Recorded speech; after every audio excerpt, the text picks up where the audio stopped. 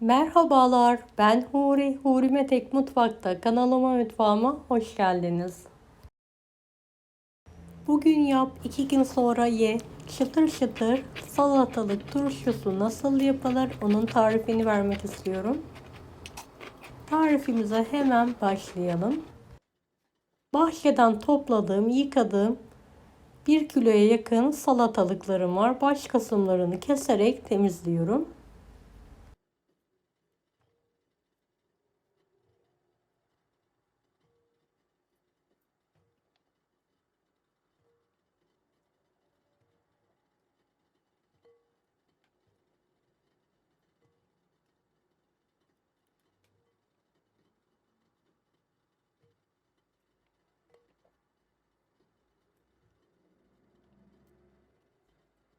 Videomu izlerken buraya kadar geldiyseniz yorum kısmına herhangi bir emoji bırakırsanız bana destek olmak için sevinirim.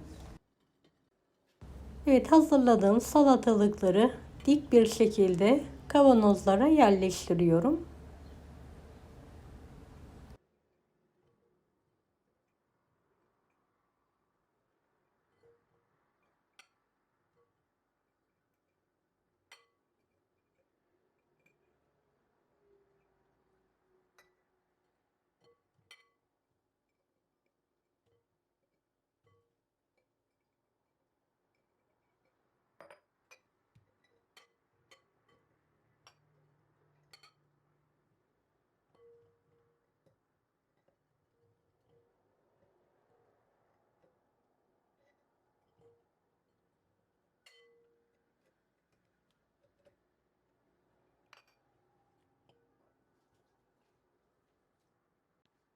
Kalan salatalıkları da kavanoza doğrayarak dolduruyorum.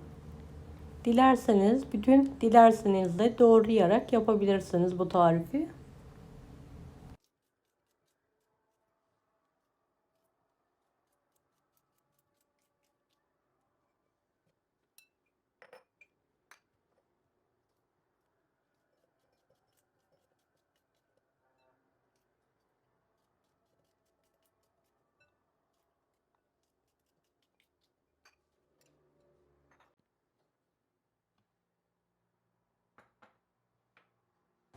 Bir baş sarımsağı doğradım.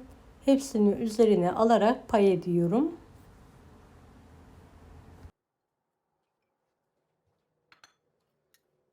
Her kavanoz için 1,5 yemek kaşığı turşuluk kalın tuz kullanıyorum.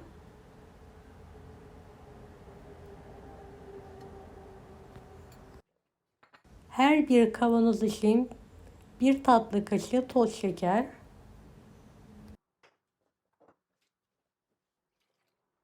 Her bir kavanoz için 1 çay bardağı elma sirkesi kullanıyorum. Doğal ev yapımı sirke kullandım. Dilediğiniz sirkeyi kullanabilirsiniz.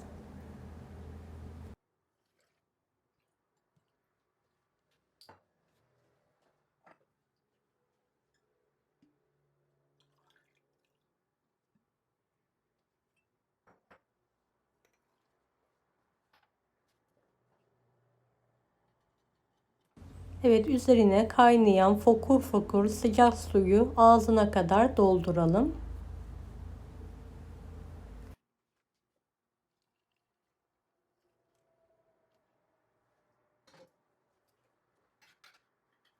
Kapaklarını sıkıca kapatalım.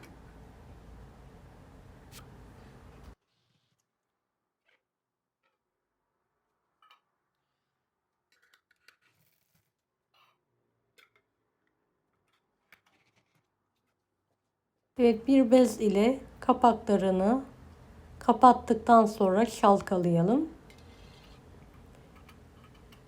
Evet, kapak tutmadı. Diğeriyle değiştiriyorum. En son çalkalayarak şekerin ve tuzun erimesini sağlıyorum. Bu önemli bir püf noktasıdır. Sağladıktan sonra kavanozları ters bir şekilde kapatalım. Kavanozların üzerini bir sofra bezi ile kapatalım. Bu şekilde vakumlanma sağlayalım. Evet, ertesi günü kavanozları yerinden kaldırarak buzdolabında muhafaza edelim.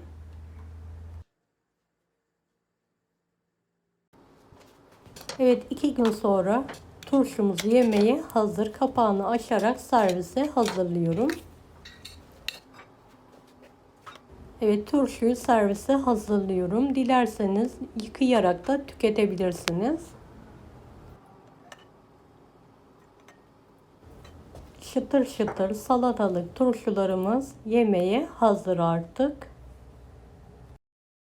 Deneyecek olanlara şimdiden kolaylıklar dilerim. Kanalıma ücretsiz abone olmayı unutmayın. Bir dahaki videolarda görüşmek üzere. Allah'a emanet olun. Hoşça kalın.